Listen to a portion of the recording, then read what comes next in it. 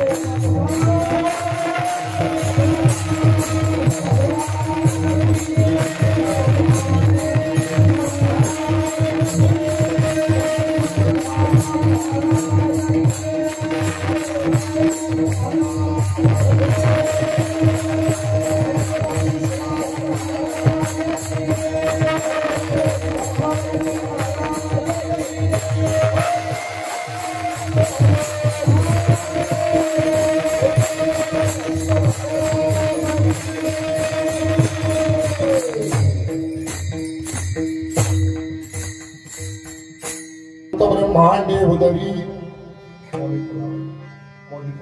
ब्रह्मांडे उदरी हा बालक गंगाधरी नवल केवडे केवडे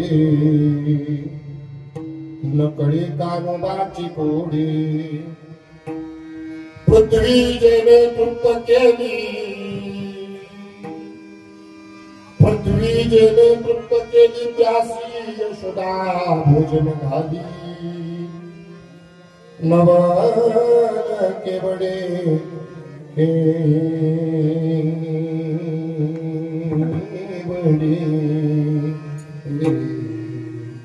नकळी कानोबाची कोडे विश्वव्यापक कमलापती विश्वव्यापक कमलापती त्यासी गवळ नकळी घेती नवल केवडे केवडे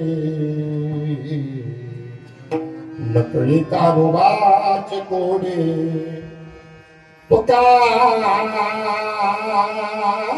म्हणे नटधारी तुका म्हणे नटधारी भोग भोगुनी ब्रह्मचारी नवल केवडे केवडे नकळी कानोबाचे कोडे समचरण सरोन सामनीला मुदामो जगदिनी हितपादी म्हणून म्हणा तरुण तुलसीमाला म्हणून कन्येत्रम सदैव धवलहास्यं विठ्ठलं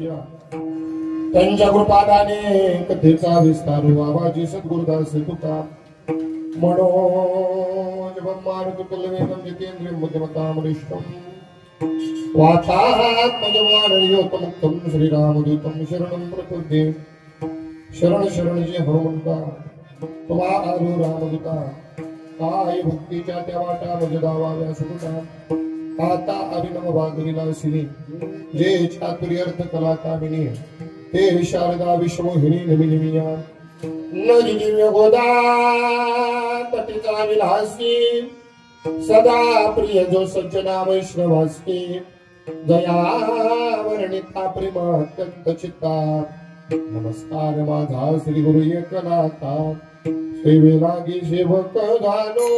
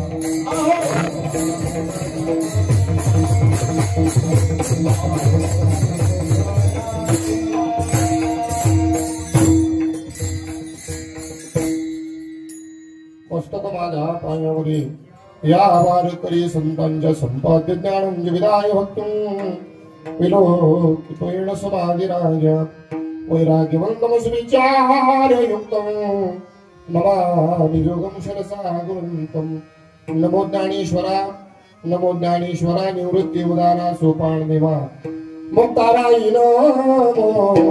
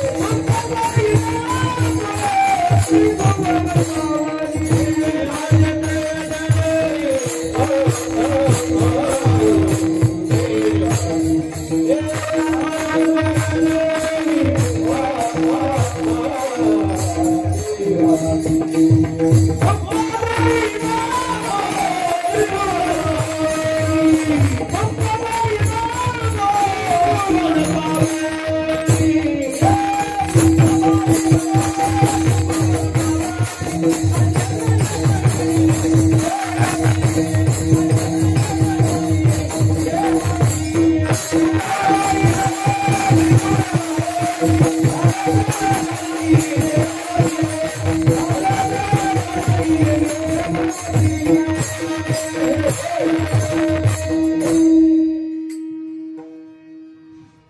ब्रह्मांडे उदरे हरि हा बालक नंदा घरी नवल केवडे केवडे नकडे कानुवाचे कोडे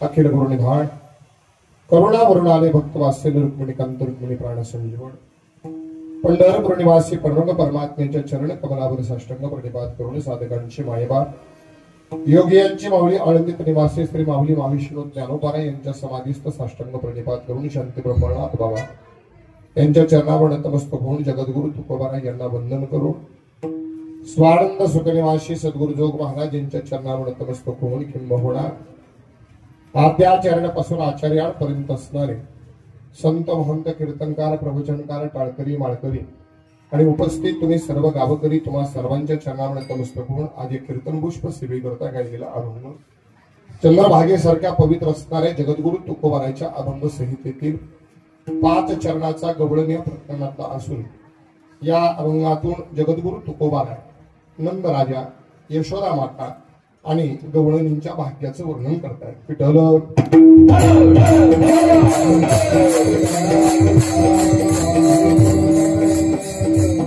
कीर्तन पुष्प सेवेला सुरुवात करण्यापूर्वी अल्पसा परिहार द्यायचा पुण्य असा त्या श्री क्षेत्र सणसवाडी तालुका शिरूर जिल्हा पुणे या ठिकाणी सुरू असलेला अखंड हरिनाम सप्ताह तथा ग्रंथराज ज्ञानेश्वरी पारायण सोहळा वर्ष 25वे आणि या 25व्या वर्षातील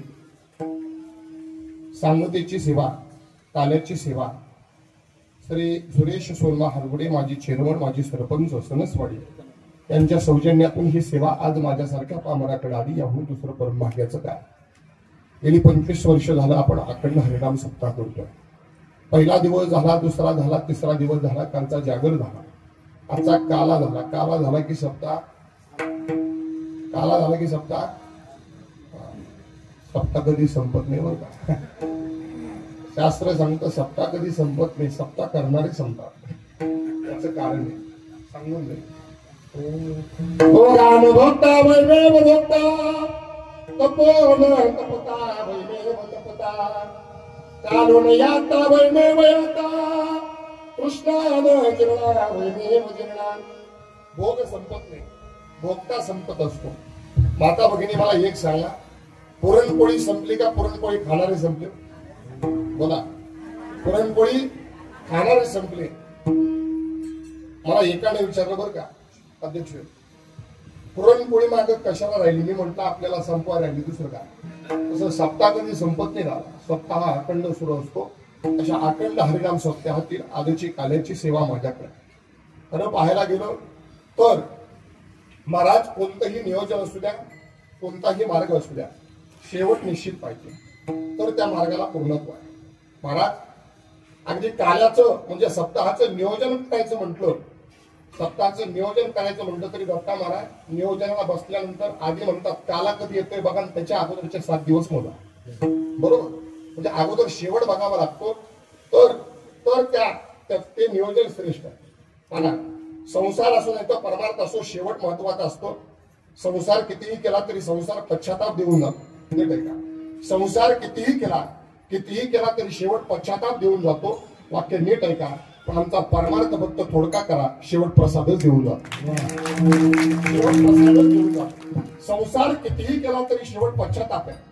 अगदी 26 वर्षाच्या नुकतंच लग्न झालेल्या पुरापासून अगदी 99 वर्षाच्या आजोबापर्यंत जरी विचारला ना, बाबा तुम्हाला संसार करून काय मिळालं, ते म्हणतात नसता केला तर बरं झाला असता. बरोबर, म्हणजे अगदी बाकी ठिकाणी कशाला इथं विचारतो, इथं सणसवाडीमध्ये इथं लग्न कोणाला झाले हात वर करा.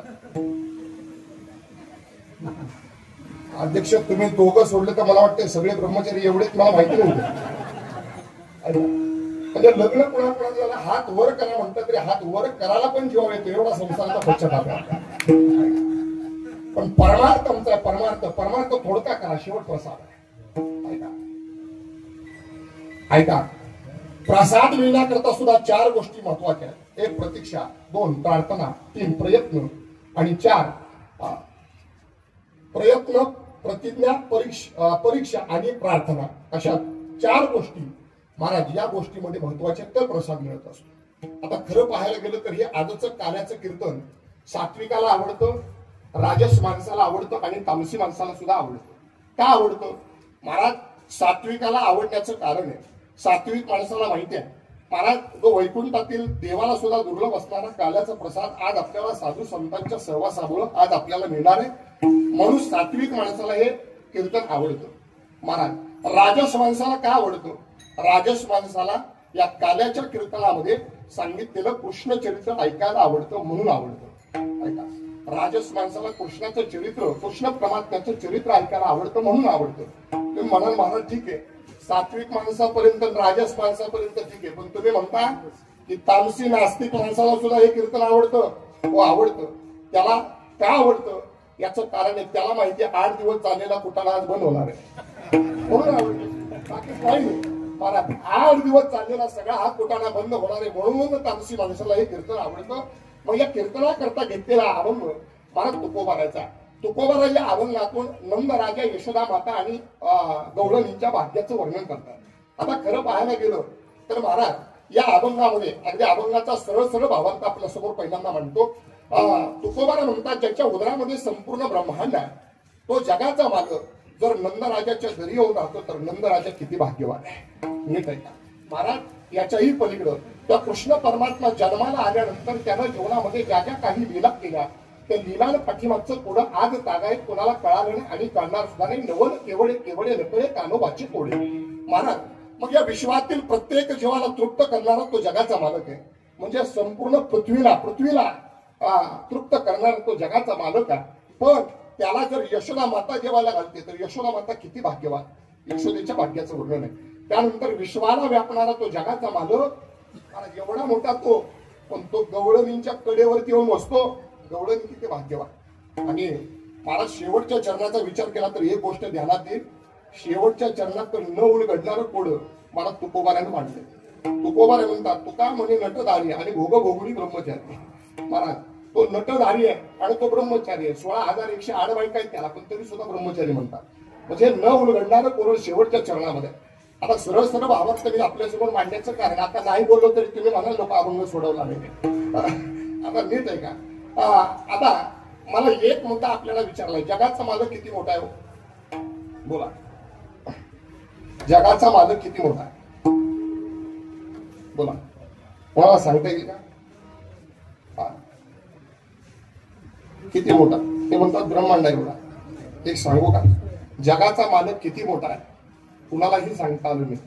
साक्षात वेदाला सुद्धा सांगता आलं. वेद तर म्हणतात वेदा नाही कळला अंत पार याचा कानडा राजा पंढरीचा, कानडा राजा पंढरीचा, कानडा राजा पंढरीचा. वेदाला सुद्धा सांगता आलं नाही तो जगाचा मालक किती मोठा आहे. अगदी थोडक्यात जुने पाठ्यपुस्तकामध्ये एक कथा होती बाबा आपल्याला.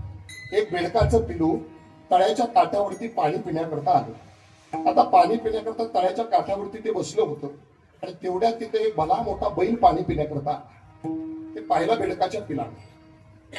आता बेडकाच्या पिलानं पाहिल्याबरोबर त्यानं काय केलं, तळ्यात उडी मारली आणि उडी मारलं तळ्यात मध्ये त्याच्या तळात एकदम आई बसली होती. त्या आई जवळ गेलं, आईला म्हटलं आई मी भला मोठा प्राणी पाहिला. आई म्हणली केवढा होता? म्हणजे लय मोठा होता. आईनं थोडस अंग भोगलं, म्हणली एवढा होता का? म्हणजे नाही आई याच्याही पेक्षा मोठा होता. आईनं पुन्हा अंग भोगलं, म्हणली एवढा होता का? नाही आई याच्याही पेक्षा मोठा होता. तिसऱ्यांदा परत अंग भोगलं, म्हणली एवढा होता का? म्हणजे नाही आई याच्याही पेक्षा मोठा होता. गंमत अशी झाली, चौथ्यांदा अंग भोगवाय गेली फुटून. आता मला एक मुद्दा मांडायचा, त्या बेडकाच्या आईनं किती अंग भोगवलं तर ते बैला एवढं होईल? बेडकाच्या आईनं किती अंग भोगवलं तर बैला एवढं होईल? तसं क्षमा मागून एक बोलतो गणेश महाराज, तसं आपल्यासारख्या बेडकानं त्या जगाच्या मालकाचं वर्णन करणं एवढं सोपं नाही ना. तो जगाचा मालक किती मोठा आहे आज तागायत कोणाला कळालं नाही आणि कळणार सुद्धा नाही. एक मोठा सांगेल एवढा जगाचा मालक मोठा आहे, पण तो जर नंदराजाच्या घरी येऊन राहतो तर नंदराजा किती भाग्यवान आहे. अगदी साधं सुद्धा सांगतो. ऐका, गावामध्ये सत्ता बसला सत्ता, तर सत्ता बसल्यानंतर अध्यक्ष महाराज आळंदीवरून आपण महाराज लोक बोलू, महाराज लोक आपल्या इथे येऊन राहतात.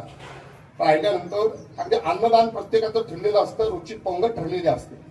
पण आम्ही बऱ्याच ठिकाणी गेलो ना, बऱ्याच ठिकाणी गेल्यानंतर जेवणाकरता गेल्यानंतर ज्यांच्या घरी पंगत आहे ना ते आम्हाला सहज बोलून जातात, आम्ही भाग्यवान आहे तुमचे पाय घालायला लागले, आम्ही भाग्यवान आहे तुमचे पाय घालायला लागले. माझा मुद्दा एक आहे, आमच्यासारखा रोज एक गाव फिरणारा महाराज का, आमच्यासारखा रोज एक गाव फिरणारा महाराज जर आपल्या घरी आल्यानंतर आपण स्वतःला भाग्यवान समजत असू तर जगाचा मालक ज्याच्या घरी त्याला किती भाग्यवान समजावं, किती भाग्यवान, किती भाग्यवान. एक मुद्दा मांडेल महाराज. रामभाऊ नावाचा एक शेतकरी आहे, त्या शेतकऱ्याच्या घरी लग्न होतं. आता लग्न होतं आणि लग्ना मुलीचं लग्न, मग त्यानं काय केलं म्हणजे सगळ्याला पत्रिका दिल्या. तर त्यानं त्याच्या ध्यानात आलं म्हणजे आपला मित्र लहानपणापासून एका बेंचवर बसलो होतो, पण सुदैवानं त्याचं कर्म चांगलं होतं म्हणून तो आज महाराष्ट्राचा मुख्यमंत्री आहे. म्हणजे आजच्या मुख्यमंत्र्याचा विचार करू नका, तिथलं सांगतो. महाराष्ट्र राज्याचा मुख्यमंत्री आहे, तर म्हणजे त्याला पत्रिका द्यायची राहिली. मला पत्रिका दिली माननीय मुख्यमंत्री साहेब महाराष्ट्र राज्य मुंबईत, आणि पत्रिका देऊन टाकली, पोस्टात टाकली. पोस्टानं पत्रिका घरी आली. आता घरी आल्यानंतर रोजच्या पद्धतीने पीएनं सगळ्या पत्रिका समोर ठेवल्या, त्यानं प्रत्येक पत्रिका बघावी आणि बाजूला ठेवावी. रामाच्या पुरीच्या लग्नाची पत्रिका हातात आली, पाहिली, वाचली, एवढा आनंद झाला. म्हणते माझ्या मित्राच्या मुलीचं लग्न, पीएला लगेच बोलवलं, एक काम कर, येणारी 1 तारीख कोणाला देऊ नको, मी माझ्या पोरीच्या लग्नाला जाणार आहे, मी कुठं जाणार आहे हे कुणाला सांगू नको. महाराज 1 तारीख उजाडली. रामभाऊच्या दारात छोटासा मंडप, आता गरीबाच्या घरचं लग्न म्हणजे छोटासा मंडप आहे, कारण छोटासा मंडप घातलेला. पण झालं असं, शेजारच्या गावात हेलिकॉप्टरला मुख्यमंत्री साहेब उतरले. पुढे 4-5 पोलिसाच्या गाड्या, पाठीमागे 4-5 पोलिसाच्या गाड्या, मध्ये मुख्यमंत्री साहेबाची गाडी, सगळ्या गाड्या. कारण त्या गाड्यांचा तापा विशीतून हात आला. जिथं रामभाऊच्या पुढच्या लग्नाचा मंडप घातला होता त्या दारात येऊन थांबला. आता रामभाऊच्या पोरीचं लग्न आहे आणि पोलीस कशा करता आले म्हणून अख्खं गाव बघायचं. महाराज माणसाची जातच अशी, एखाद्याचं चांगलं होत असलं तर बघाय कुणी जात नाही, पण वाईट होत असलेला तर सगळं गाव बघायचं. होय की नाही, बरोबर की नाही, होय म्हणाले तरी म्हणा. आणि एक विचारू का, मला सांगा, एखाद्यानं गाडी घेतल्यावर आपण त्याला बघायला जातो का गाडीनं पडल्यावर? जातच अशी माणसं, चांगलं झाल्यावर कधी बघायला जात नाही. मला जातो गाव बघायला जमलं का, पोलीस जमले का, पोलीस जमले झालं असं. महाराज मधल्या गाडीतून मुख्यमंत्री साहेब उतरले. रामभाऊनं जसं बघितलं ना तसं डोळ्यातून अश्रू आले, पळत गेला. मुख्यमंत्री साहेबाला मिठी मारली. साहेब येण्याची तसली कशा करता घेतली हो, तुमच्या पाठीमागं भरपूर काम असतात, तुम्ही आशीर्वादाचं पत्र पाठवलं असतं तरी चाललं असतं. मुख्यमंत्री साहेब म्हणले, रामभाऊ असं काय बोलतोय, तुझी पोरगी माझी पोरगी काय वेगळी का, मी माझ्या पोरीच्या लग्नाला. महाराज ज्या रामभाऊचं लग्न लक्ष फक्त लग्नात होतं, ते लक्ष लग्नात गेलं. आता 15-15 मिनिटाला मुख्यमंत्री साहेबाजवळ यायचा, म्हणता साहेब गडबड असेल तर गेला तरी चालू. साहेब म्हणायचे असं बोलू नको, पोरीला घालवल्याशिवाय जाणार नाही, लग्न लागल्याशिवाय जाणार नाही. लग्न लागलं आणि महाराज मुख्यमंत्री साहेबांना जनमतचा जे घेतला पंक्तीत त्यांनी वाढलं. रामभाऊ मुख्यमंत्री साहेब एका पंक्तीला बसून जेवले. जेवण झालं की दादा मुख्यमंत्री साहेब उठले, पोरीला गाडीत बसवलं, पोरीला घालवलं. घालवल्यानंतर मुख्यमंत्री साहेब आणि रामभाऊ गळ्यात पडले. रामभाऊ ढसा रडला. पण त्यानंतर मुख्यमंत्री साहेब गाडीत बसले आणि मुख्यमंत्री साहेबाचा ताफा गावात निघून गेला. आणि मुख्यमंत्री साहेबाचा ताफा निघून गेला. माऊली महाराज अख्ख्या गावात चर्चा चालू झाली, रामभाऊ किती भाग्यवाने, त्याच्या पोरीच्या लग्नाला मुख्यमंत्री साहेब. रामभाऊ किती भाग्यवाने, त्याच्या पोरीच्या लग्नाला मुख्यमंत्री साहेब आले. माझा दृष्टांत संपला. मला एक मुद्दा मांडायचा आहे. मला सांगा हो, त्या मुख्यमंत्र्याची सत्ता किती वर्ष हो? 5 वर्ष आहे का?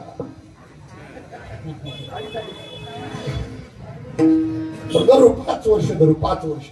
मला सांगा 5 वर्ष ज्याची सत्ता या महाराष्ट्रावरती आहे, येत आहे का? 5 वर्ष ज्याची सत्ता या महाराष्ट्रावरती आहे, तर मुख्यमंत्री जर रामभाऊच्या पुरीच्या लग्नाला आल्या रामभाऊ जर भाग्यवान ठरत असेल, तर विश्वावर ज्याची सत्ता आहे तो जगाचा मालक नंदराजाच्या घरी येऊन राहतो. नंदराजा किती भाग्यवान, अभंगाचं पहिलं चरण.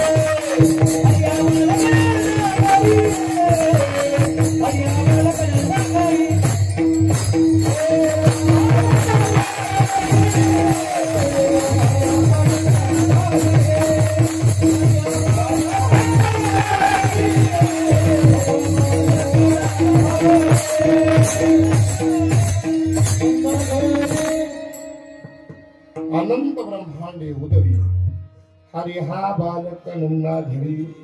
मला संपूर्ण ब्रह्मांड ज्याच्या उदरात आहे तो जगाचा मालक जर नंदराजाच्या घरी येऊन राहतो, तर नंदराजा किती भाग्यवान. चला, मग तो जगाचा मालक तो कृष्ण परमात्मा जन्माला आल्यानंतर तर जन्माच्या पाठीमागं ज्या ज्या काही लीला केल्या, त्या लीलान पाठीमागचं कुळ आज तागायत कुणाला कळालं नाही आणि कळणार सुद्धा नाही.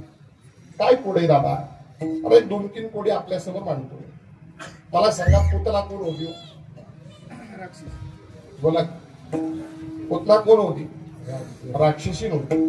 तर पुतनेला कृष्ण परमात्म्यानं मारलं. मग तिला मारल्यानंतर ज्यावेळी दहन करण्यात आलं, त्यावेळी दहन केल्यानंतर तिच्या चितेतून निघणारा जो धूर होता, धूर, त्या धुरातनं सुगंध निघाला पाहिजे का दुर्गंध? बोला, राक्षसी नव्हती ना, दुर्गंध निघायला पाहिजे होता. तर ज्यावेळी पुतनेला जाळण्यात आलं ना, त्यावेळी तिच्या चितेतून निघणारा जो धूर होता, त्या धुरातून सुगंध येत होता. याचं कारण काय? याचं कारण एकच की कृष्ण परमात्म्यानं त्या पुतनेला आपल्या आईची जागा दिली होती. कोण होती पुतना ही? कोण? माहित आहे का? वामन अवतारामध्ये बळीराजाची मुलगी म्हणजे रत्नप्रभा. रत्नमाला नाव. कुठं रत्नप्रभा निघालाय, कुठं रत्नमाला आहे. मग बळीराजाला पाताळामध्ये धाडण्याकरता जगाच्या मालकानं वामन अवतार घेतला. आता घेतल्यानंतर त्या वामनाचं रूप पाहिलं, एवढं सुंदर स्वरूप आहे, किती सुंदर. राजस सुकुमार मदनाचा पुतळा रवी शीतळा लोकप्रिया.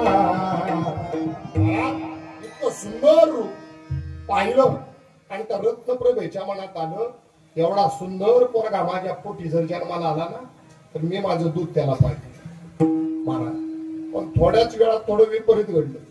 वामन देवानं बळीराजाच्या मस्तकावरती पाय ठेवला आणि बळीराजाला पाताळात धाडलं. आणि हे पाहिलं रत्नप्रभेनं, आणि रत्नप्रभेच्या मनात आलं की म्हणले माझ्या बापाला यानं मारलं, बरे किती सुंदर असू द्या, आणि असा नालायक पोरगा जर माझ्या पोटी जन्माला आला ना, तर मी माझ्या स्थानामध्ये विष बनून त्याला पाहिजे. म्हणून त्या जन्मातली इच्छा या जन्मात पूर्ण केली. न कळे कानोबाचे कुळे. त्याच्या जन्मापाठीमागचं कुळं कुणाला कळालं नाही आणि कळणार सुद्धा नाही. आई महाराज कुळं सांगू. कृष्ण परमात्मा एकदा मथुरा फिरायला निघाले. आता निघाल्यानंतर वडिलांना म्हणतात, बाबा मी मथुरा फिरायला निघाले. बाबा म्हणतात वसुदेव म्हणतात नको जाऊ रे, अरे इथं सगळे तुझे शत्रू आता तुला मारण्याचा प्रयत्न करतील, पण ऐकेल तो कृष्ण कसा? महाराज जाणार महाराज ज्या ठिकाणी जर प्रभू रामचंद्र असते ना दत्ता महाराज, तर ते म्हणले असते, आता बोलण्यातला फरक बघा बरं, प्रभू रामचंद्र असते तर म्हणते असते बाबा मी मथुरा फिरायला जाऊ का?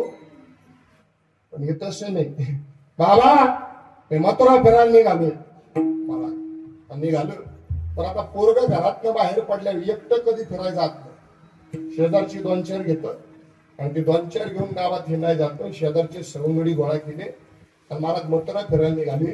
ते सवंगडी त्यातला बोबड्या म्हणतो कितना आणि कितना मामाचं गाव दाखवायला निघून निघाला, म्हणजे आमच्या गावात आमच्या अंगात एवढी फाटकी कपडे आम्ही आतली कपडे घालून येणार नाही म्हणे, चांगली कपडे द्यावी लागतील म्हणजे, तुम्ही काळजी करू नका म्हणजे माझ्या सोबत चला. तर मला सोबत घेतलं. मथुरेच्या बाहेर धोबी घाट होता, त्या धोबी घाटावरती सगळे धोबी धुणं धुवत महाराज वरूनच हात मारले, रामकृष्ण हरी मामा श्री. आता मामाच्या गावचे सगळे मामाच म्हणजे काय म्हणजे अहो मथुरा फिरायला निघालोय म्हणजे आमच्या सवंगड्यांच्या अंगणामध्ये चांगली कपडे, तुमच्याकडची थोडी चांगली कपडे देता का? हो दोघाला काय झालं कोणास तो म्हणला, हे नंदाच्या कारट्या चोरट्या कुठल्या इकडे भीक मागायला होय तिकडं असं म्हटल्याबरोबर कृष्ण परमात्म्याला राग आला, लाल बुंद डोळे झाले, हाताच्या मोठी आवडल्या, एक बुक्की त्या धोब्याला टाकली, धोब्याचं शिर धडा वेगळं झालं. मला ती पेंद्या लटलट कापायला. पेंद्या म्हणता कृष्णा अरे त्याने कपडे दिले नाही, मग त्याला मारायची काय गरज होती? अजून 2-4 धोबी होतं, कुणाकडूनही घेतलं असतं ना. पण कृष्ण परमात्म्याने सांगितलं म्हणजे तुला कोड करणार नाही याच्या पाठीमागचं, मला ह्योच तो धोबी म्हणजे रावणाशी युद्ध झाल्यानंतर सीतेला माघारी घेऊन आलो ना, याच धोब्यानं प्रजेचे कान भोगले म्हणून सीतेला पुन्हा एकदा वनवास भोगावा लागला. म्हणून त्या जन्मातली शिक्षा या जन्मात न कळे कानोबाची पुढे. जगाच्या मालकाच्या जन्मापाठीमागचं कोड आज तागायत कोणाला कळलं नाही आणि करणार सुद्धा नाही. प्रमाणे कपडे घातली बरं, आता सगळ्या सवंगड्यानं ते कपडे घेतले घातले, पण झालं कसं माहितीये का? आपल्या पश्चिम महाराष्ट्रात एक मन आहे पहा, पुण्यापेक्षा सासवड मोठं म्हणतात मन आहे, म्हणजे एका कपड्यामध्ये 4-4 सवंगडी बसतात, एवढी कपडे. पेंड्या म्हणतात एका कृष्णा हे देवा अरे कपडे द्यायला लावली होती, ती कापडा अशी दिल्या की आता रानातलं बुजगावलं दिसतो म्हणे, असली कपडे घालून आम्ही येणार नाही. मग महाराज ते म्हणले काळजी करू नका, त्या धोबी घाटाच्या शेजारी एक शिंप्याचं दुकान होतं, त्या शिंप्यानं महाराज या धोबी घाटाला सगळा प्रकार बघितला होता, त्या धोबीला मारलेलं वगैरे ते आधीच घाबरलं होतं. मग म्हणले ते कपडे घेतली आणि कपडे घेतली शिंपी मामाकडे गेले. ओ शिंपी मामा म्हणजे ही कपडे आमच्या माझ्या मित्रांना बसत नाही, तेवढे काम करा, ही कपडे त्यांच्या अंगाबरोबर करून द्या, म्हणजे आत्ताच्या भाषेत अल्टर करून द्या. म्हणजे मग त्या धोब्याला त्या शिंप्याला नाही सुद्धा म्हणलं नाही महाराज, 10 मिनिटातच महाराज सगळे कपडे अंगाबरोबर करून दिले. महाराज देव खुश झाला, मला वाटते तवाच त्या शिंप्याला आशीर्वाद दिला, आजपासून कपड्यापेक्षा तुझ्या शिलाईचा रेट जास्त असेल. पण महाराज ती कापडं घातली आणि घातल्यानंतर महाराज सगळे मथुरा फिरायला निघाले. आता निघाल्यानंतर समोर 3 ठिकाणी वाकडी असणारी स्त्री, पुढच्या त्रिवक्र नाव तिचं. महाराज त्या हातामध्ये चंदनाची वाटी घेतलेली आहे आणि कंसाला लावण्याकरता घेऊन निघाले. पाठीमागून कृष्ण परमात्म्यानं पाहिलं आणि आवाज दिला, हे सुंदरी हे रूपवती. महाराज त्या पुढचेनं पाठीमागं वळून पाहिलं, कुणीच दिसेना. महाराज पुन्हा चालायला लागली, पुन्हा मागून आवाज आला, हे सुंदरी हे रूपवती. चटकन मागे पाहिलं, कृष्ण परमात्मा दिसला. दिसल्याबरोबर महाराज ती पूजा म्हणते, कृष्णा अरे म्हातारीची कुठं अशी चेष्टा करतात का? मी कुठं सुंदर दिसते का? सारं गाव मला कुरूप म्हणतो, चिडवतो, हिनवतो. आता लहान तुम्ही लेकरं, तुम्हीही जर चिडवायला लागला तर मी कसं जगायचं सांगा बरं. त्यामुळे कृष्ण परमात्म्यानं म्हणावं, अगं तू सुंदरच आहेस. पुन्हा तसंच तेवढ्यात महाराज तिथं वाकड्याची नजर महाराज पूजेच्या हातामध्ये असणाऱ्या चंदनाच्या वाटीकडे गेली. तो वाकड्या म्हणतो, देवा आणि हिच्या हातात काय रे? महाराज ती म्हणते, याच्याच मामाला डोक्याला चंदन लावण्याकरता चंदनाची वाटी घेऊन निघाली. वाकड्या म्हणतो, आम्हाला सुद्धा चंदन लावायचं. कृष्ण परमात्म्यानं पूजेला म्हणावं की माझ्या सवंगड्यांना चंदन लावते का गं? लावते ना. महाराज तिला नाही सुद्धा म्हटलं नाही. आपल्या चंदनाच्या वाटीमध्ये महाराज हात घातला आणि सगळ्यांना चंदन लावलं. सोबत कृष्ण परमात्म्याच्याही कपाळाला चंदन लावलं. आणि चंदन लावल्यानंतर पेंद्याची नजर कृष्ण परमात्म्याकडे गेली. पेंद्या म्हणतो, देवा तू तर अगोदरच सुंदर आहेस, पण या कुबजेनं, या सुंदरीनं तुला चंदन लावल्यानंतर तुझं रूप अजून सुंदर दिसू लागलं. महाराज असं म्हटल्याबरोबर देव आनंदी झाला. देवानं काय केलं, आपल्या उजव्या हाताच्या करंगळी शेजारची ही 3 बोटं घेतली आणि त्या कुबजेच्या नुसती हानवटीला लावली, वरती उचलली. 3 ठिकाणी वाकडी असणारी स्त्री सरळ झाली आणि सुंदर दिसायला लागली. पेंड्या म्हणला, कृष्णा का आयुष्यभर आतापर्यंत एवढं आयुष्य तुझ्यावर गेलं, कायम वाकडा चालतोय ह्यो वाकड्यानी, आणि मी पण म्हणले आम्हाला कधी असं केलं नाही, आणि मला एवढे वाकडी होती ती सरळ कशी काय केली. म्हणले तुला कळणार नाही. म्हणले हे कोण आहे सांगू का, राम अवतारामध्ये कैकेयीची दाशी म्हणजे मंथरा. मग तर पेंद्याची तळपायाच्या आगमस्तकाला गेली.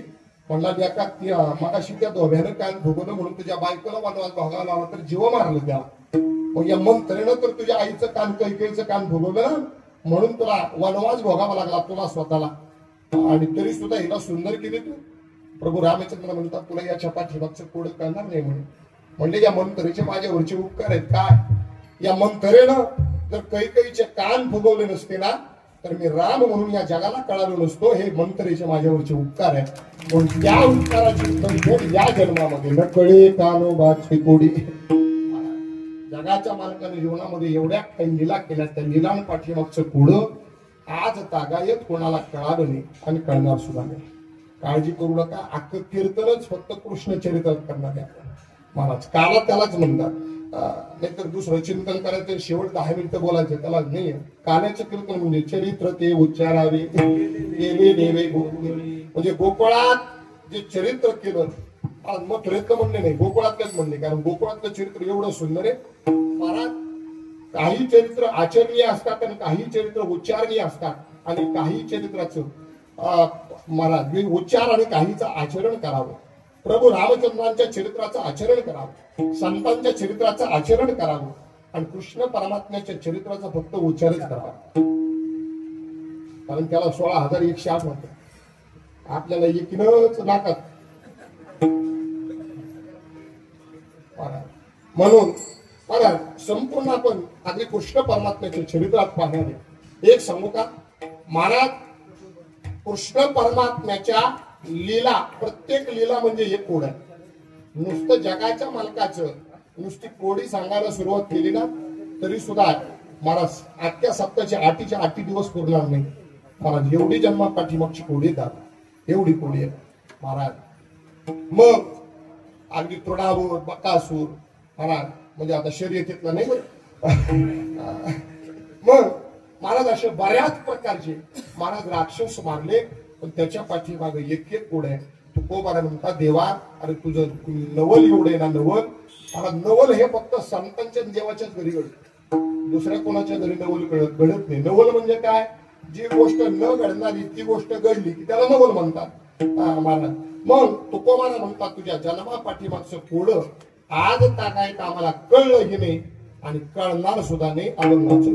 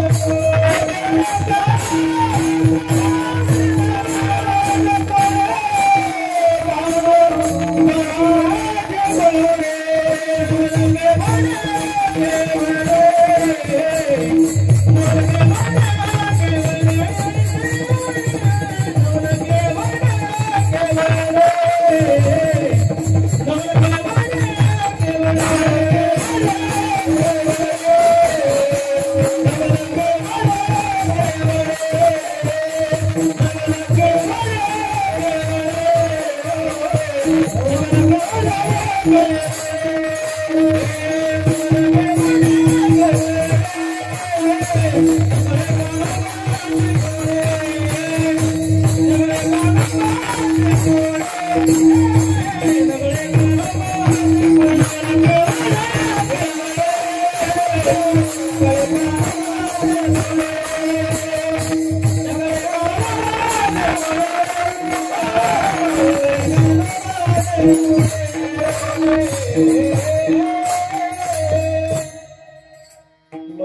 केवडे केवडे नकळे कानोबाचे कोडे.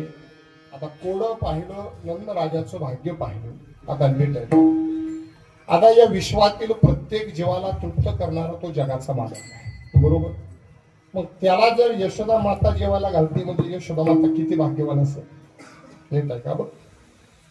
नुकत्याच जिंकलेल्या गडाचं बांधकाम चालू होतं. छत्रपती शिवाजी महाराज जातीनं त्या ठिकाणी लक्ष देत होते. तेवढ्या राजांच्या मनात आलं, या प्रजेच्या पालन पोषणाची चिंता सगळी माझ्याकडे, माझ्याशिवाय प्रजा काहीच करू शकत नाही. तेवढ्यात एक मावळा आला आणि समर्थ रामदास तुम्ही आले सांगोला. समर्थांना त्या ठिकाणी घेऊन आले. आल्यानंतर समर्थांना त्या शेजारी एक भला मोठा दगड होता, दगड फोडायला सांगितला मावळ्याला. तो भला मोठा दगड फोडला. दगड फोडल्यानंतर आश्चर्य घडलं, त्या दगडातून एक जिवंत बेडकी बाहेर पडली. आता जिवंत बेडकी बाहेर पडली, सगळ्यांना आश्चर्य वाटलं, एवढ्या मोठ्या दगडात ती बेडकी जिवंत राहिली कशी. सगळेजण निर्खोल मागायला सुरुवात केली. मग त्यांना कळलं, जिथं बेडकी होती तिथं थोडस पाणी सुद्धा होतं. समर्थांनी नुसतं छत्रपतींकडे पाहिलं, छत्रपतींना समजलं काय समजायचं. ते म्हणते, एवढ्या मोठ्या मोठ्या दगडामध्ये बेडकीसाठी पाणी उत्पन्न करणारा तो जगाचा मालक असेल तर या प्रजेची पालन पोषणाची चिंता आपण करून चालणार नाही.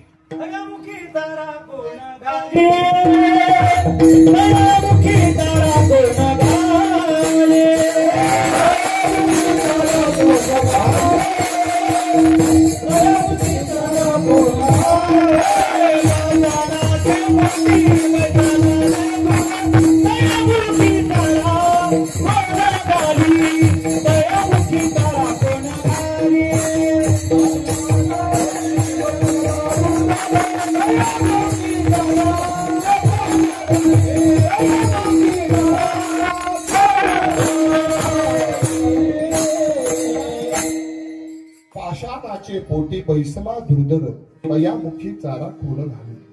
गणेश महाराजांनी सुंदर प्रमाण दिलं, त्यांच्याकरता एकदा जोरदार. माझं भाग्यच एवढं चांगलं आहे, त्रिदेव आहे त्या ठिकाणी. एक म्हणजे दत्तराय, एक माऊली आणि दुसरे गणेश. अगदी साथी करतात. इकडं काय योगी बसते, ह्या सगळ्यांची भेट यांच्याकडून होती. एक सांगू, मग या विश्वातील प्रत्येक जीवाला तृप्त करणारा तो जगाचा मालक, मग त्याला जर यशोदा माता जेवायला घालते तर यशोदा माता किती भाग्यवान. कृष्ण परमात्मा एवढ्या खोड्या करत होते, एवढ्या यशोदा माता थोड्यांना कंटाळ्या. आणि कंटाळल्यानंतर म्हटलं आता करायचं काय. आता पोरग जास्त जर त्रास द्यायला लागलं ना तर माता भगिनी पहिलं एक काम करतात, एखादा ज्योतिषी बघतात, म्हणतात ह्याला लागेल तर कुठलं झालं नाही, ते ठरले नाही. मला यशोदा मातेनं सुद्धा मैत्रिणींना विचारायला सुरुवात केली. एका मैत्रिणी सांगितलं, म्हणजे तू असं काय करत नाही, संकष्टी चतुर्थीचं व्रत कर. कदाचित कृष्ण परमात्मा खोडी करायचं थांबत्या.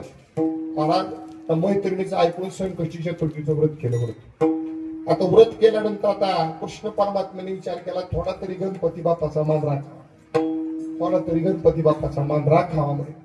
मग करायचं का. मग खोडी करायचं थांबवलं. किती दिवस. एक मास देवे खोडी नाही केली, 1 महिना. ऐका, 1 महिना जगाच्या मालकानं खोडीच केली नाही. यशोदा मातेला वाटलं गणपती बाप्पा पावलं, म्हणजे आता उद्यापन केलं पाहिजे. उद्यापना करता टोपलीवर लाडू बनवले, मोदक बनवले.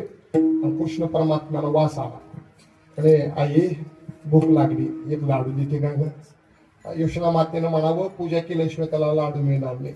म्हणजे लाडू राहू दे, मग मोदक तरी दे. म्हणजे मोदक सुद्धा मिळणार नाही म्हणे. पूजा झाल्याशिवाय तुला मोदक काय लाडू काहीच मिळणार नाही. मला त्या दोन्ही टोपल्या घेतल्या आणि देवघरात आले. देवघरासमोर टोपल्या ठेवल्या आणि परसदारामध्ये पूजेची सामुग्री आणण्याकरता निघाल्या. जाता जाता कन्हैयाला हाक मारली. कन्हैया म्हणले मी परसदारामध्ये फुलं आणण्याकरता निघालीये, एखादा बोका बिका येईल आणि टुकडी तोंड झालं तेवढं लक्ष ठेव बर का. महाराज किती गमत येऊ, चोराला ध्यान ठेवायला. आता यशोदा माता जशी गेली ना तसं तेवढाच मोका साधला आणि भलं मोठं रूप धारण केलं. दोन्ही टोपल्याला सापडवल्या आणि टोपल्या तरी सरळ ठेवाव्यात. टोपल्याशा पालत्या घातल्या आणि पालत्या घालून आता पोराचं कसं असतं, एखादी गोष्ट चोरून करत असलं की कुणी बघितलं का ती बघत असते. मग इकडं तिकडं बघायला सुरुवात केली, कुणी दिसलं नाही. म्हणजे वाचलो गड्या, पण तेवढ्यात नजर देव घरावर गेली, गणपती बाप्पा दिसले. म्हणजे काय ह्यानं बघितलं आपल्याला. म्हणजे आय आली की नक्की आपलं नाव सांगणार. करायचं काय, गणपती बाप्पाच उचललं तोंडात. आता कसं काय बघू म्हणजे कोण नाव सांग. आणि एखादं घाबरलेलं पोरग जसं बसतं ना तसं कोपऱ्यात जाऊन बसलं असं घाबरलेलं. यशोदा माता आल्या. आल्यानंतर दोन्ही टोपल्या पालत्या पाहिल्या. कन्हैयाला हाक मारली. कन्हैया महाराज, एखादं घाबरलेलं पोरग जसं पळत येऊन आईच्या पायाला कडकडून मिठी मारतं ना तसं पळत कन्हैयाला यशोदा मातेच्या पायाला कडकडून मिठी मारली. काय झालं रे बाळा, मोदक काय झाले, लाडू काय झाले. आई अगं तू सांगितलं होतं एखादा बोका बिका येईल तोड घालाय, पण बोका नव्हता आला. एक भल्या मोठ्या सोंडेचा प्राणी उंदराव बसून आला होता. त्यानं दम दिला, मला कपड्यात बसवलं, दोन्ही लाडू खाल्लं, मोदक खाल्लं, निघून गेला. यशोदा मातेला एवढा आनंद झाला दत्ता महाराज. त्यामुळे संकष्टी चतुर्थीचं व्रत आपण केलं, पण आपल्या पोराला गणपती बाप्पानं दर्शन दिलं. म्हणजे आपण आता गणपती बाप्पाचा आभार तरी मानू, पण आभार मानण्याकरता कुठं आली, देवाऱ्याजवळ आली.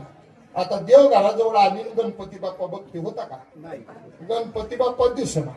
मग कळालं म्हणजे ही आपल्याच पोराची करामती. म्हणून माघारी फिरली म्हणजे कन्हैया खरं सांग, लाडू मोदक काय झाले. अगं खरंच सांगतो, भल्या मोठ्या सोंडेचा प्राणी उंदरा बसून आला होता.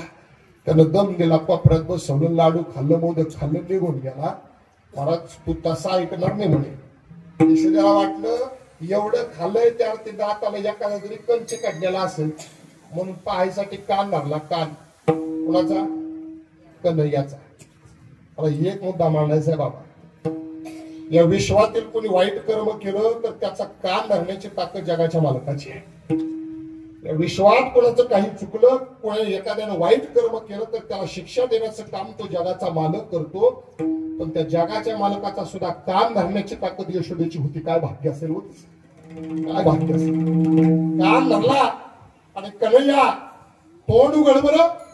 तोंड उघडलं आणि गणपती बाप्पा दिसले. गणपती बाप्पा म्हणतात हे येडे, कुणाचं उद्यापन करण्याकरता निघाली. ज्या गणपतीचं उद्यापन करण्याकरता निघाली ना, तो दुसरा तिसरा कोणी नाही, तुझ्या पोटी जन्माला आलेला तो कृष्ण ना, तो नेहमीच आहे. तुला करायचं असेल ना तर पुन्हा लाडू बनव, मोदक बनव आणि स्वतःच्या हाताने बनव. मला यशोदेनं पुन्हा लाडू बनवले, मोदक बनवले आणि स्वतःच्या हाताने कृष्ण परमात्म्याला महाराज भरवले. महाराज संपूर्ण विश्वाला तृप्त करणारा तो, पण त्याला यशोदा माता जेवाय घालते. म्हणजे यशोदा माता किती भाग्यवान. महाराज कृष्ण परमात्मा जेवायला आली. जेवायला सत्यभामेनं ताट केलं आणि ताट केलं बरं. कृष्ण परमात्मा म्हटले मी आता जेवणार नाही. म्हणजे एक जीव उपाशी आणि तो जेवल्याशिवाय मी जेवणार नाही. म्हणजे रोज तर आल्याने बसते नाटक, काय नाटकं लावली म्हणजे उद्या बघू. म्हणजे दुसऱ्या दिवशी काय केलं, सत्यभामेनं एक मुंगी घेतली, डबीत ठेवून कमर घातली आणि आल्याने कृष्ण परमात्म्याला ताट केलं. महाराज सुंदरपैकी जेवायला सुरुवात केली. सगळं जेवण होऊन दिलं आणि मग सत्यभामा म्हणते काल नाही मोठ्या तोंडानं म्हणत होता सगळे जीव जेवल्याशिवाय मी जेवत नाही, आज एक जीव उपाशी, तुम्ही कशी काय जेवला. कृष्ण परमात्मा म्हणतात हे शक्यच नाही. शक्य नाही म्हणजे पुरावा आहे, पुराव्याशिवाय बोलत नाही मी. म्हणजे दाखव बरं. कमरेची डबी काढली आणि त्या डबीचं झाकण उघडलं मुंगी दाखवायला, तर जिथं मुंगी होती तिथं साखरेचा खडा सुद्धा होता. विश्वातील जीवांना तृप्त करणारा तो जगाचा मालक, पण त्याला यशोदा माता जेवायला घालते. म्हणजे यशोदा माता किती भाग्यवान. पृथ्वी जेने तृप्त केली त्यासी यशोदा भोजन झाली. नवल केवडे केवडे कडे कानोबाचे कोडे विठोबा रखोबा.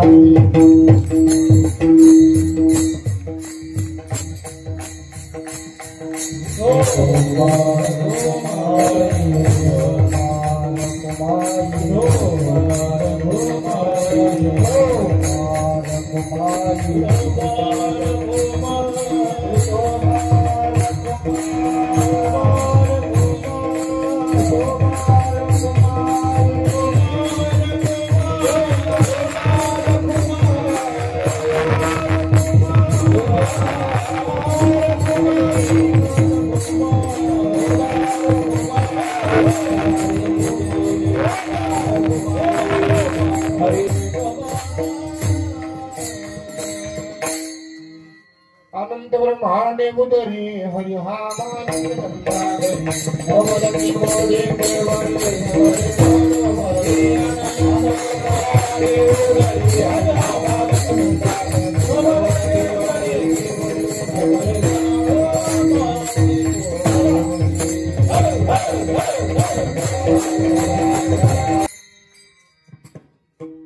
आता नंदराजांनी यशोदेच्या भाग्याचं वर्णन पाहिलं. चला पुढे गवळणींच्या भाग्याचं वर्णन बघूया आपण. संपूर्ण विश्वाला व्यापणारा तो जगाचा मालक आहे. विठ्ठल जळी स्थळी भरला रिता ठाव नाही उरला आजम्या दृष्टीने पाहिला विठ्ठलची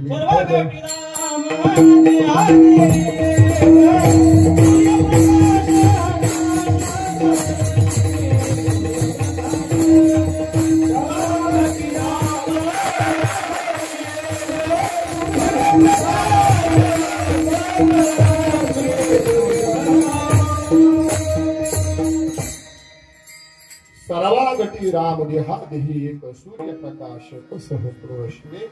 मला संपूर्ण विश्वाला व्यापणारा तो जगाचा मालक आहे.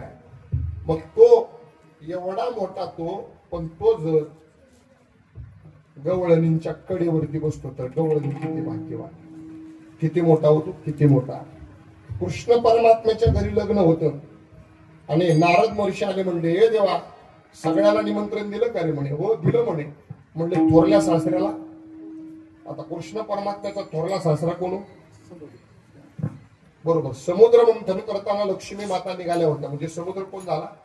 सासरा.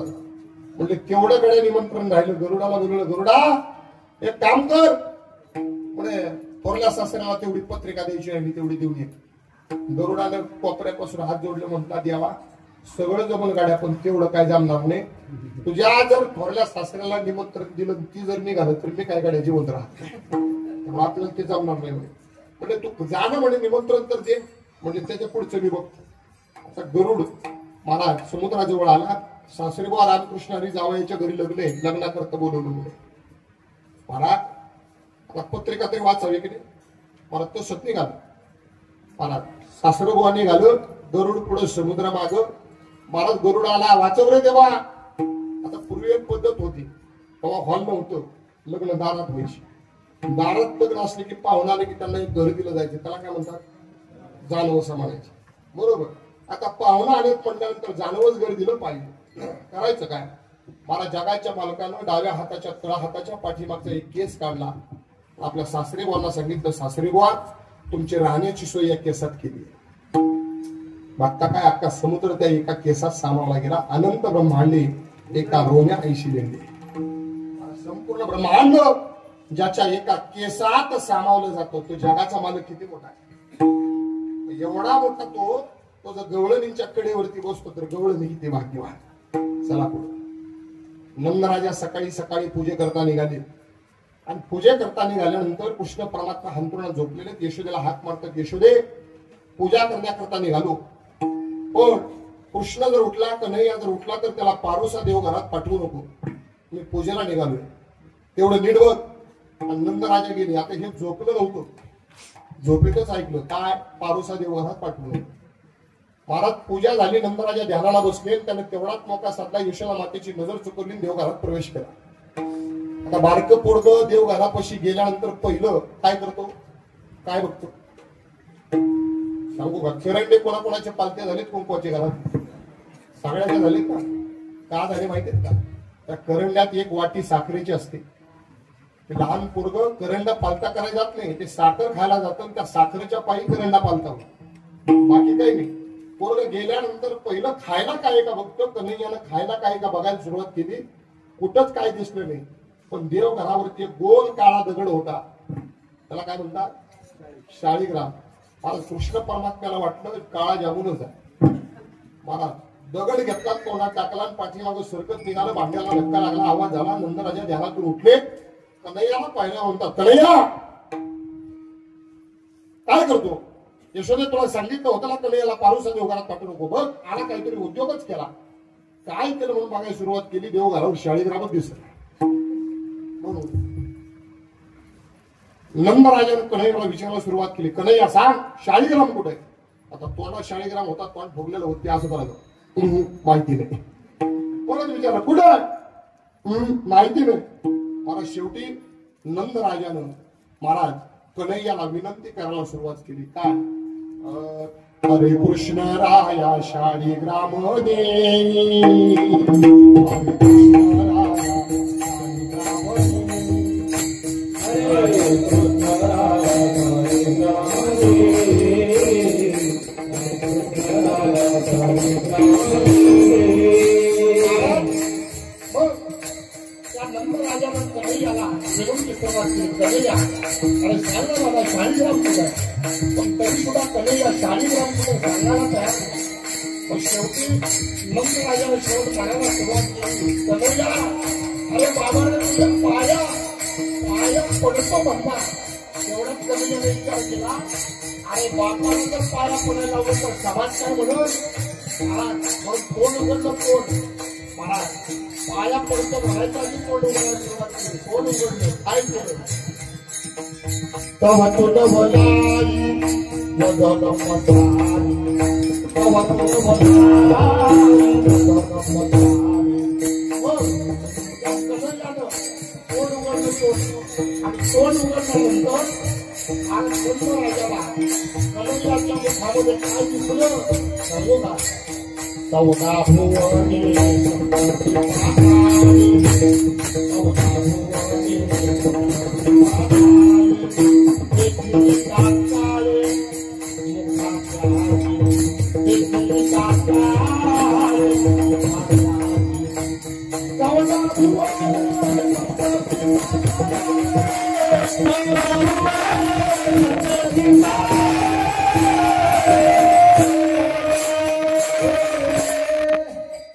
हरे कृष्ण राया शाळीग्राम दे, तवतुन बोलाई वदन पसारी.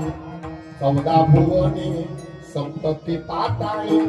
14 भुवन आणि सप्त पाताळ कोणाच्या मुखात दिसली? तर कन्हैयाच्या मुखात दिसली. मग मला सांगा, ज्याच्या मुखातच 14 भुवन सप्त पाताळे, जगाचा मालक किती मोठा असेल? एवढा मोठा जगाचा मालक जर गवळणींच्या कडेवरती बसतो तर गवळणी किती भाग्यवान अभंगाचं चौधरी. विश्वव्यापक कमळा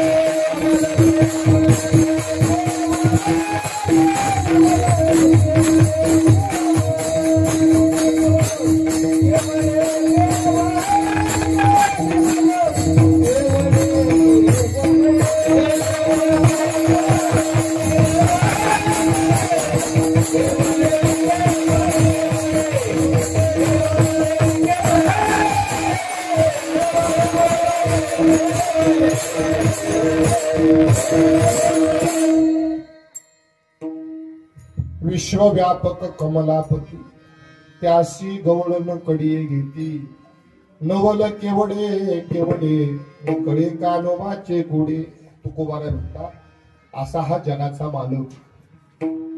त्या जगाचा मालक त्या जगाच्या मालकाला तुकोबारा म्हणतात. तो कसा आहे तर नटधारी आणि त्याला ब्रह्मचारी म्हणतात. आता मला सांगावं ब्रह्मचारी कोणाला म्हणतात बोल. आपल्या दृष्टिकोनातून आपण ब्रह्मचारी कोणाला म्हणतो. हा हा बरोबर. म्हणजे ज्याला मिळाली नाही त्या तो ब्रह्मचारी नाही. ज्याला लग्न केलं नाही त्याग केलाय त्याग त्याला आपण ब्रह्मचारी म्हणतो. बरोबर. मिळालं नाही म्हणून ब्रह्मचारी होत नाही. कारण मग तसे ब्रह्मचारी लय गावते. बरोबर. मग आता कृष्ण परमात्म्याचं चरित्र पाहिलं तर एक गोष्ट ध्यानात येईल की कृष्ण परमात्म्याला 16,108 बायका आहेत. तरी सुद्धा महाराज त्याला तुकोबारे ब्रह्मचारी का म्हणतात याच्या पाठीमागील कारण. महाराज एकदा गवळणी कृष्ण परमात्म्याजवळ आला आणि म्हणतात तुला जेवण घालायचं म्हणजे आम्हाला जेवण घालण्यापेक्षा एक काम करा. यमुनेच्या पलीकडं माझे गुरु म्हणजे दुर्वास ऋषी राहतात त्यांना जेवायला घाला. मग सुंदर जेवण बनवलं. यमुनेच्या तटावरती आल्या. पाहिलं यमुनेला दुथडी पुरा आला होता. म्हणजे आता पलीकडे जायचं कसं एवढं जेवण बनवलंय.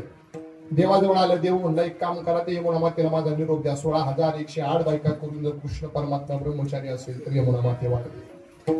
एवढं म्हणत्या बायका पण सांगतील ब्रह्मचारी बी म्हणतोय. पण जाऊ द्या म्हणजे देवाचा निरोप आहे. यमुना मातेच्या ते तटावरती आल्या म्हणत्या 16,108 बायका करून जर आमचा कृष्ण परमात्मा ब्रह्मचारी असेल तर यमुना माते वाढते. महाराज आश्चर्य घडलं. इकडचं पाणी इकडं इकडचं पाणी इकडं. मधून दत्ता महाराज समृद्धी हायवे तयार झाला. पलीकडे गेल्या दुर्वास ऋषींना जेवायला घातलं. 60 खंडे अन्न खाल्लं एकट्या. सायंकाळ झाली आणि झाल्यानंतर म्हणजे आता आपण सुहासिनी आहोत घरी गेलं पाहिजे. नाही तर सासवा वेळेत गेलं नाही तर सासवा घरात गेणार नाही. करायचं काय. यमुना मातेजवळ आले. यमुनेला पुन्हा दुथडी पुरा आला होता. महाराज पुन्हा निरोप द्यावा. 16,108 बायका करून जर माझा कृष्ण परमात्मा ब्रह्मचारी असेल तर यमुना माते वाढली. यमुना माता ह्यावेळी ऐकायला तयार नाही. करायचं काय. म्हणले दुर्वास ऋषीकडे जाऊ. दुर्वास ऋषी म्हणतात येताना कशा आल्या होत्या. सांगितलं म्हणे देवाने निरोप दिला. काय म्हणजे 16,108 बायका करून कृष्ण परमात्मा ब्रह्मचारी असेल तर यमुना माते वाढते. म्हणजे असं म्हणजे एक काम करा माझा निरोप द्या म्हणे. 60 खंडे अन्न खाऊन जर दुर्वास ऋषी उपाशी असत्या तर यमुना माते वाढते. यांनी डोक्याला हात लावला. म्हणजे आमच्या सगळ्याची अख्खी रात गेली स्वयंपाक बनवा.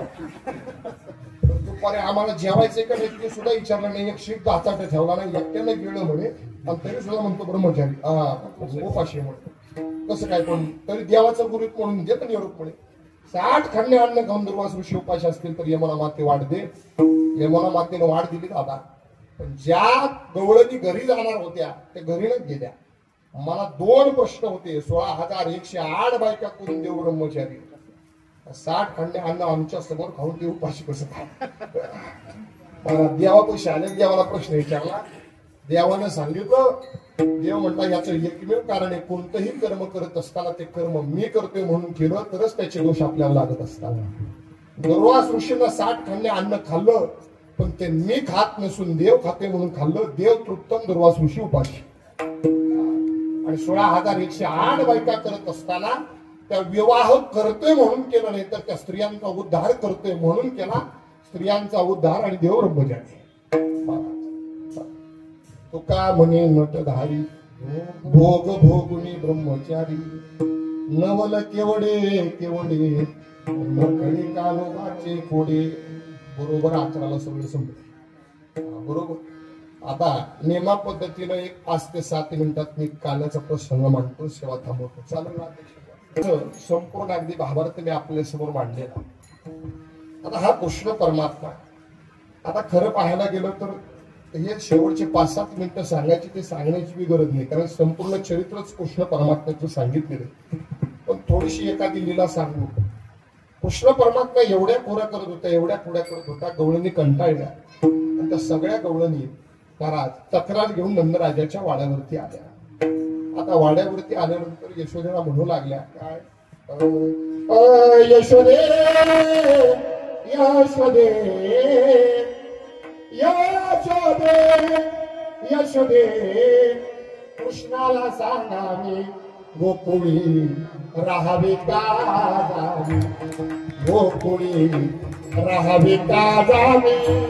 महाराज यशोदे सांग आम्ही आता या गोकुळात राहावं का जावं, कारण तुझं पोरगं काय आमचं जगणं मुश्किल केलेलं आहे, त्यानं काय करावं आम्ही. महाराज यशोदा मातेने विचार केला, एक गवळण जर तक्रार घेऊन आली असती तर म्हटलं असतं ती खोटं बोलते, पण ज्या अर्थी एवढ्या जणी आल्या त्या अर्थी ती खोटं बोलत नसणारे, आपलंच पोरगं काहीतरी खोड्या करत असेल म्हणून कन्हैयाला बोलवलं. कन्हैया इकडे रे म्हणजे, अरे या सगळ्या तुझी तक्रार घेऊन आल्या, काय केलं रे यांचं तू. म्हणले काही नाही काही, यांचं काहीच केलं, खोटं बोलतो तो. पहिलीला समोर घेतलं, काय केलं का तुझं. म्हणले मथुरेला बाजारात निघाली होते, डोक्यावरती माठ होता, दही होतं, ताक होतं, लगोरीनं दगड मारला आणि माठ फोडला, सगळं ताक सांडून गेलं. आता घरी जाऊन सासूला काय सांगतो. महाराज खरंय करायचं नाही या, आता कुणाला कसं पाठवावं ते याच्याकडून शिकावं, कारण देव चतुर चतुर. मला ते चतुर आहे, मला कुणाला कसं पाठवावं ते याच्याकडून शिकावं. म्हणला आई काय म्हणते, मी माठ फोडला म्हणते ना, तिला फक्त विचार माठ डोक्यावर होता का केवढा होता. म्हणजे डोक्यावर होता. काय होतं त्याच्यात, म्हणजे ताक होतं ताक.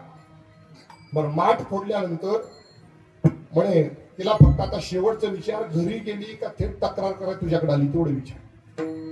म्हणजे मी घरी जाऊन काय करू, सासू घरातच घेणार नाही म्हणून थेट तक्रार करा तुझ्याकडे आली. ह्यानं लगेच टाळी वाजली.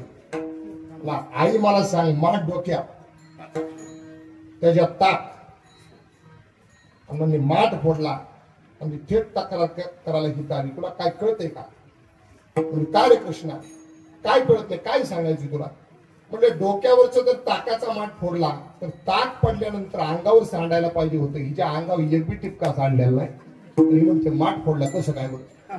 कुठलं ना तिला मला दिलं हाकलून. दुसऱ्याला विचारलं काय गेलं, म्हणे म्हणे यमुनेच्या डोहावरती आंघोळ करण्याकरता गेले होते, त्यांनी कपडे माझी लपवून ठेवली होते, लपवून ठेवली. असं म्हणल्यावर कन्हैया खरंय का. अगं आई खोटं बोलते, ही खोटं बोलते. काल आम्ही तुला माहिती आहे यमुनेच्या डोहावरती खेळत होतो म्हणे, खेळत होतो तर हिरोच म्हणले आमचा चेंडू लपवून ठेवला. चेंडू लपवून ठेवला म्हणून तोपर्यंत निरीत चेंडूच खाली पडला. म्हणजे बघ बघ बघ बघ बघ तेव्हा पडला ते चेंडू. परत पटलं ना, ती हाकलून गेली. तिसरी आली राहुनी या न ग भाई काय केली करणी. तिसरी राहुणारी काय केलं, म्हणले पतीची डाळी माझी वेणी दोहीची गाठ बांध. गाठबाई कोणाशी सुटेना, गाठ कोणाला सुटेना. कापायचा प्रयत्न केला, कापता कापेना. मला ती अशी कशी सुटेल का, आकली बांधली ती सुटेना. मला असे बऱ्याच गोष्टी केल्या तरी सुद्धा मला चौथीला सांगितलं, म्हणले सकाळी सकाळी उठले होते, सणा संमार्चन केलं, दारात रांगोळी काढली, रांगोळी आनंद त्याच्यावर कार्यक्रमच करून गेला. चक्रदाळ काढले अंगणी त्यावरी मोठे चक्र पाडले. रांगोळी काढली त्याच्यावरतीच कार्यक्रम करून गेला. म्हणे आम्हाला लगेच सांगितलं, म्हणे आई म्हणते पाठी आला होता, आता तुलाच माहिती मी आत्ता उठली आणि हिच्या घरी पाठ कधी गेलो असेल. मला सगळ्यांना हाकलून लावले, एक डोळे होती. म्हणजे तुझ्या आईला आमच्या विश्वास नाही ना, म्हणे रंगे हात पकडून आणते, फक्त माझ्या घरी येऊन दाखवून.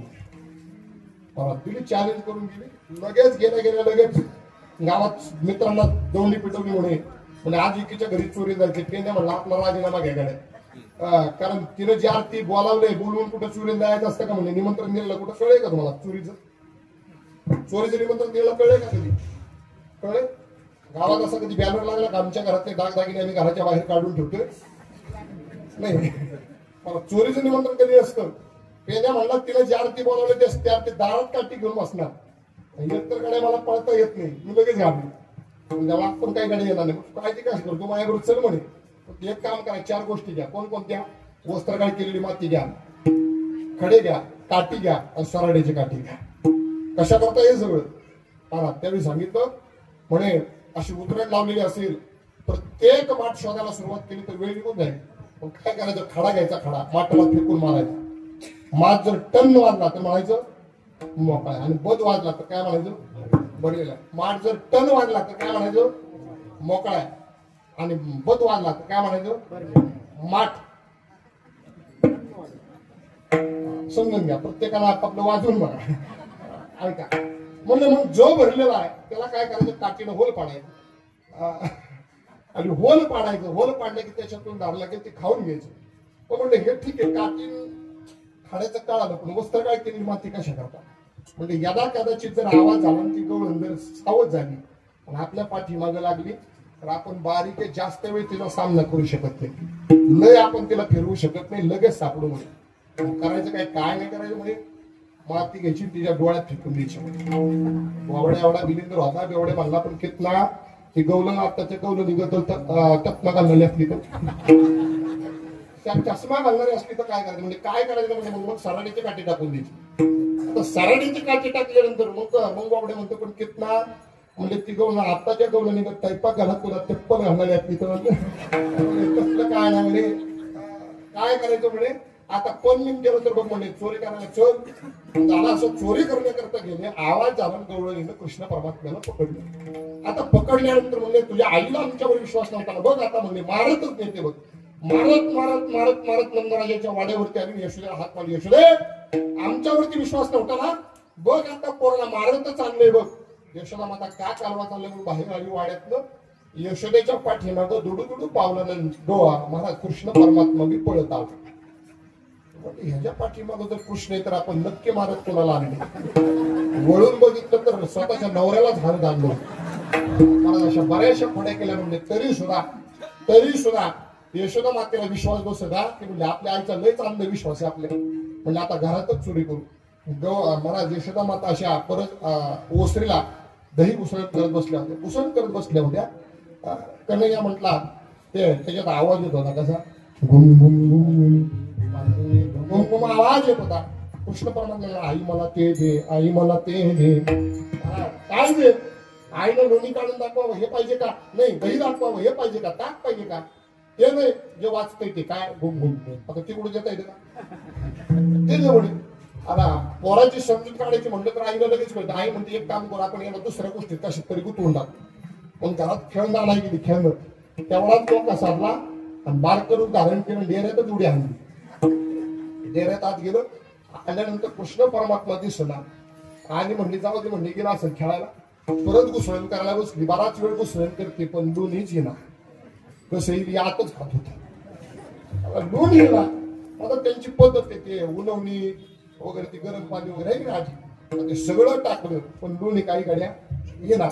मग आता लोणी येणं म्हणून काय केलं म्हणजे आता शेवटची पद्धत एकच की असं हात घालतात हात असं फिरवून मागतात. मग मला यशोदा मातेला अशी ब्लाउजच्या बाह्या माग सारल्या होत्या म्हणून हात आत घातला आणि महाराज असा फिरवला आणि कृष्ण परमात्म्याच्या डोक्याचा जो चंबू बांधला होता ना केसाचा तो सापडला. म्हणजे हिथं लपून बसले काय उचललं तसं कृष्ण परमात्मा दिसला घाबरल्या. म्हणजे अरे हिथं लपून बसला का म्हणजे लागलं तर असेल कुठं तरी सगळीकडे बघितलं गोड पापे घेतले म्हणले कुठे खोडले म्हणजे आता घेतो थांबायचं नाही म्हणून आता शाळेत जायचं. शाळेत आता त्यावेळीच्या शाळा म्हणजे आपल्याकडे का ज्युनियर केजी सिनियर केजी असल्या नव्हत्या त्या शाळा. त्यावेळीची शाळा म्हणजे कोणती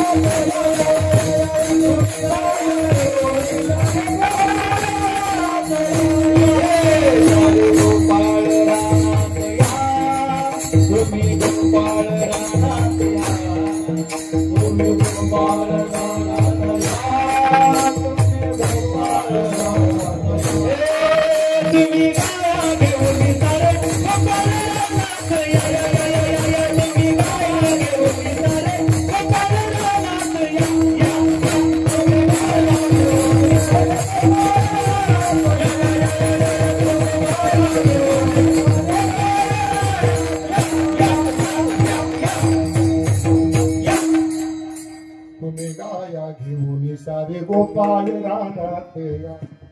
महाराज गायी घ्यायच्या आणि चारण्याकरता घेऊन जायचं. गायी सोडल्या आणि सोडल्यानंतर महाराज चारण्याकरता घेऊन निघाले. सोबत शिदोरी घेतली आता म्हणजे गावी सोडल्यानंतर आता करायचं काय म्हणे, नुसतं बसण्यापेक्षा काहीतरी खेळ खेळू. मग खेळ खेळायला सुरुवात केली.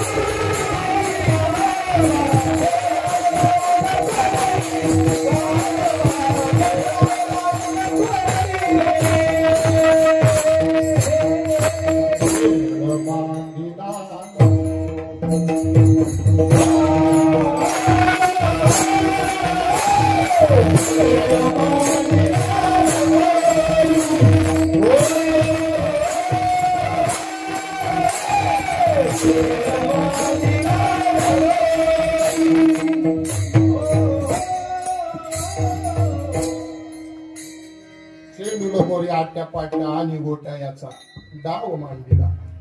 महाराज आता 11:15 वाजले. खांदे भार पोटी भूक काय कीर्तनात आपलं खेळावयाचे सुख. महाराज म्हणले आता काय करा, चला वडू गाई बैसू जेवू एके ठाई. सगळ्या गायी एकत्र केल्या, मला शिदुऱ्या सोडल्या, काला केला. वैकुंठातील देवाला बघितलं, म्हणले काय करा, मुल्या काल्याचा प्रसाद सेवन केला पाहिजे. सगळे सवंगडी गायब केले, पण देव चतुर चतुर चतुरात शिरोमणी गुण लावण्याची खाली. चतुर तो त्यानं ओळखलं. परत देव हातमन लावलं, सवंगडी जागेवरती आणलं. म्हणजे असं भेटणार नाही, एक काम करू म्हणे, काला खाल्ल्यानंतर हात धुवायला तर यमुनीच्या डोहात येते, मग त्या कण चिकटलेले त्या डोहात पडतील, ते खाण्याकरता मिळते. काल्याची देव जडी झाली माशी. मास झालं, पण देव कसा आहे, देवाने सांगितलं काला खाल्ला का नाही यमुनीच्या डोहात हात धुवायला जायचं नाही. डोहात धुवायला जायचं नाही. मला असा काल्याचा एक कण सुद्धा मिळू दिला नाही. आता एक दोनच वाक्यात सांगणार, नीट आहे का. मी नंदराजा यशोदा माता गवळणींच्या भाग्याचं वर्णन सांगितलं, सगळ्यांनी ऐकलं की नाही. आता आपल्या सगळ्यांच्या भाग्याचं वर्णन सांगू का मी काय सांगितलं. संपूर्ण ब्रह्मांड ज्याच्या उदरात आहे, तो जर नंदराजाच्या घरी येऊन राहतो तर नंदराजा किती भाग्यवान. संपूर्ण विश्वाला तृप्त करणारा जगाचा मालक, त्याला जर यशोदा माता जेवायला घालते तर यशोदा माता किती भाग्यवान. विश्वाला व्यापणारा जगाचा मालक त्याला गवळणी कडेवरती घेतात तर गवळणी किती भाग्यवान. आणि वैकुंठातील देवाला सुद्धा दुर्लभ असणारा काल्याचा प्रसाद साधू संतांच्या संगतीमुळे आपल्यासारख्या सामान्य मनुष्याला भेटतोय. आपण किती भाग्यवान. जगाच्या मालकानं यमुनीच्या डोहावरती जो प्याला केला, साधू संतांना पंढरपूरच्या वाळवंटात जो काला केला तोच काला महाराज आज आपल्याला सणसवाडीमध्ये पांडुरंग मंदिरामध्ये करायचा तोच काला साधू संतांच्या संगतीमुळे हे अहोभाग्य आपल्या जीवनामध्ये घेतोय किती भाग्य दादा रोज लाही मिळत नाही का आपल्याला मिळते दादा दही मिळत नाही का मिळतं महाराज दही लाही एकत्रित करून रोज खाऊ शकतो आपण पण महाराज त्याला काला म्हणत नाही पण तीच दही आणि तीच लाही मला साधू संतांच्या संगतीत आली तर ती लाही लाही राहिली नाही दही दही राहिली नाही तो काल्याचा प्रसाद तयार झाला ऐका अजून सांगू महाराज हे मडकं आपल्याला मिळत नाही का मिळतं दादा मडकंही आपल्याला मिळते घरी मिळतं आपल्याला पण तेच मडकं मला साधू संतांच्या संगतीत आलं महाराज तर ते मडकं राहिलं नाही मला काल्याची दहीहंडी तयार झाली मला संगतीची ताकद आहे हे फोडल्यानंतर ह्याचं खापर उघडून जर पायाला गुडघ्याला लावलं तर गुडघं दुखायचं थांबते असलं काय नाही उगवत गर्दी करा फक्त एक मुद्दा मांडायचा आहे मला एक गोष्ट सांगायची जो काल्याचा प्रसाद वैकुंठातील देवाला सुद्धा दुर्लभ आहे तुका म्हणे काला वैकुंठी दुर्लभ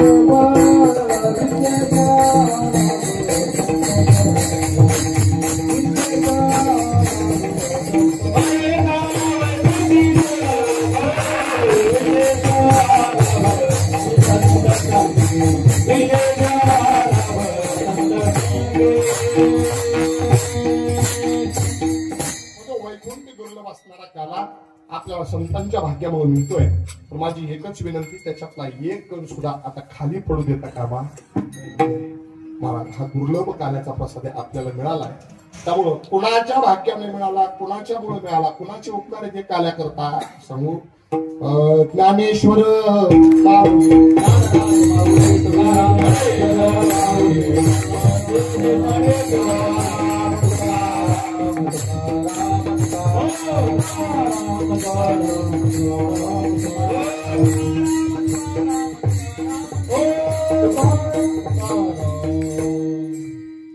प्रस्तुत प्राप्त प्रसंगी कीर्तन पुष्प सेवेकरता घेतलेल्या अभंगाचे निरूपण संपलं अभंगातून जे निरूपण केलं ते माझं नसून माझे परमपूज्य गुरुवर्य हरिभक्तपरायण युवक मित्र बंडादात्या कराडकर यांचे अभंगातून जे काही चांगलं बोलू ते माझ्या गुरुवर्यांचे अभंगातून काही चुकीचे बोलू गेले असतील तर तो माझ्या बुद्धीचा दोष समजा आपलं छोटंसं लेकरून चूक पदरात घ्या आज या ठिकाणी गायनाची सुंदरशी साथ केली दत्ता महाराज असतील गणेश महाराज असतील माऊली महाराज असतील त्यांच्या चरणावरती नतमस्तक होतो त्यानंतर अगदी मला वाटते सिद्धेश्वर महाराजांच्या संस्थेतील काही मुलं या ठिकाणी त्यांच्याही चरणावरती नतमस्तक होतो त्यानंतर बाकीची जी लहानशी लेकरं आहेत मी मागच्या वेळीही भैरवनाथ मंदिरात बोललो होतो सातारा जिल्ह्यामध्ये कोरेगाव तालुक्यामध्ये सोळशी नावाचं गाव आहे की ज्या गावामध्ये गरीब घरातील आणि ज्यांच्या डोक्यावर नाही वडिलांचं छत्र हरवलंय अशा 25 लेकरांचा सांभाळ मी त्या ठिकाणी करतोय कधी जर सोळशीला आलात तर हे गुरुकुल पाहण्याकरता आवर्जून या मी याच्याकरता सांगतोय की आपल्या नजरेमध्ये जरी एखादा असं पोरगा असेल ज्याच्या डोक्यावर आई वडिलांचं छत्र हरवलंय तर त्याने निश्चित माझ्याशी संपर्क साधा त्याच्या संपूर्ण आयुष्याची आणि शिक्षणाची जबाबदारी घेण्याकरता मी तयार आहे फक्त माझ्यापर्यंत पोहोचा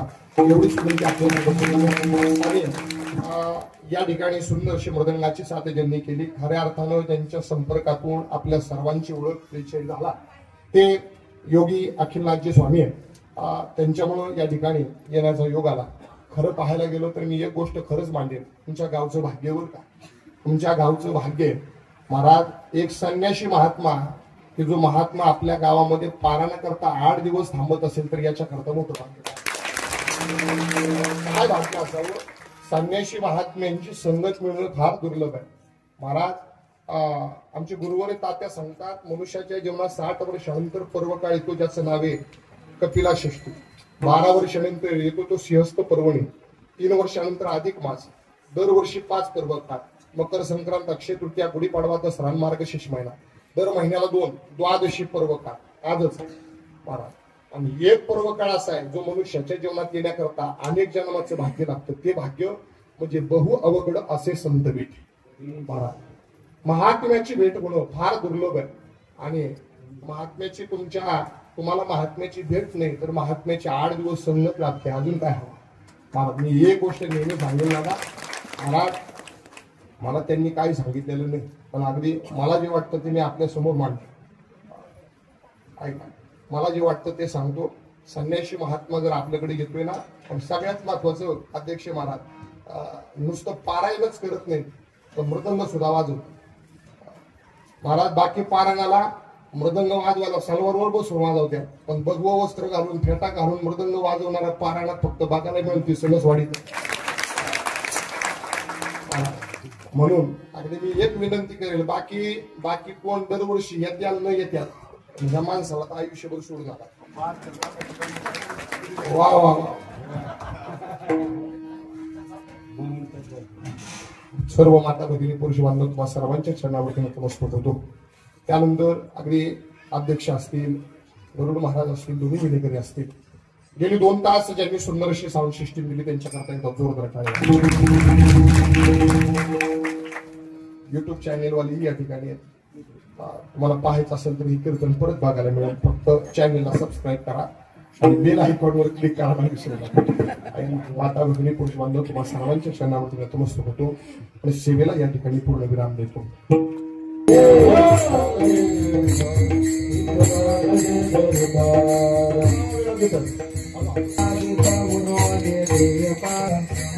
वाकुलिया ब्रह्मादिका उत्तम लोकादा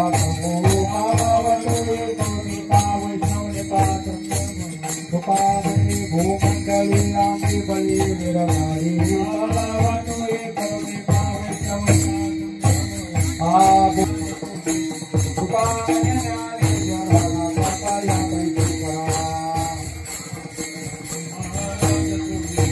ज्ञानदेव तुकाराम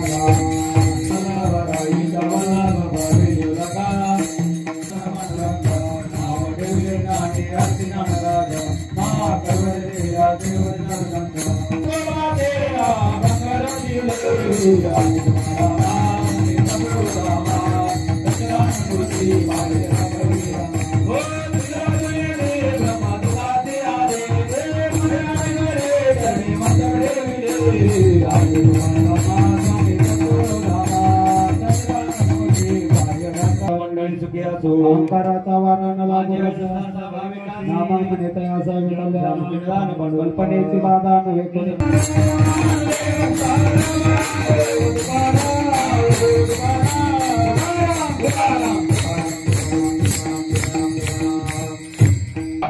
उत्कृष्ट असं काल्याचं कीर्तन केलेलं आहे.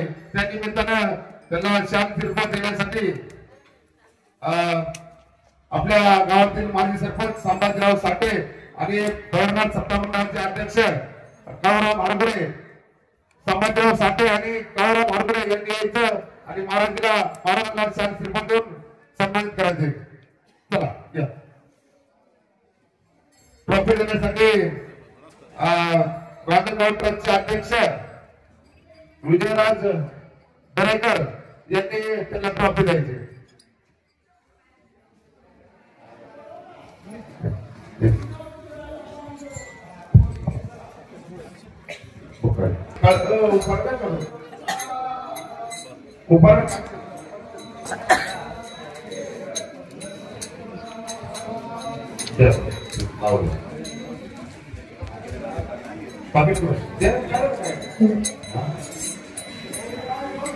योगी अखिलनाथ महाराज यांचा बाहुली महाराज गाणे. चला महाराज बाहुली महाराज गाणे देवगस महाराज केलं करण्यासाठी दिंडी मंडळाचे खजिनदार मोहनराव साहेब